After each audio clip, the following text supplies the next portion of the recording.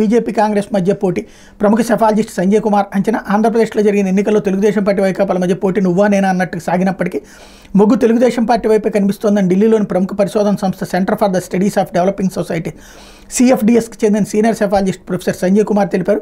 బీజేపీకి ఆంధ్రప్రదేశ్లో చెప్పుకోదగ్గ ఓట్ బ్యాంక్ లేనప్పటికీ తెలుగుదేశం పార్టీతో పొత్తు పెట్టుకోవడం వల్ల ఆ పార్టీకి కొన్ని సీట్లు గెలుచుకుంటుందని ఆయన వెల్లడించారు.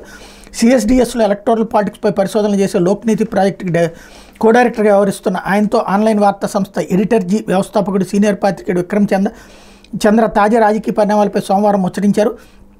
ఆంధ్రప్రదేశ్తో పాటు వివిధ రాష్ట్రాల్లో బీజేపీ పరిస్థితిపై ప్రధానంగా చర్చించారు. జనవరి ఫిబ్రవరితో పోలిస్తే ప్రస్తుత ఎన్నికలు ప్రభావితం చేసే అంశాలు చాలా వేగంగా మారిపోయాయని సంజయ్ కుమార్ పేర్కొన్నారు. అప్పట్లో బీజేపీకి సొంతగా 370 స్థానాలు వస్తాయా లేదా అని చర్చ నుంచి ఇప్పుడు కేంద్రంలో ప్రభుత్వాన్ని ఏర్పాటు చేసేందుకు అవసరమైన మెజార్టీ బీజేపీ సొంతంగానే సాధిస్తుందా లేక ఎన్డీఏ పక్షాలతో కలిసి సాధిస్తుందా అన్న చర్చ సాగే దిశగా పరిణామాలు మారాయని తెలిపారు.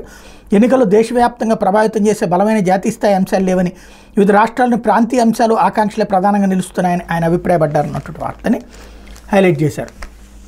అయిపోతే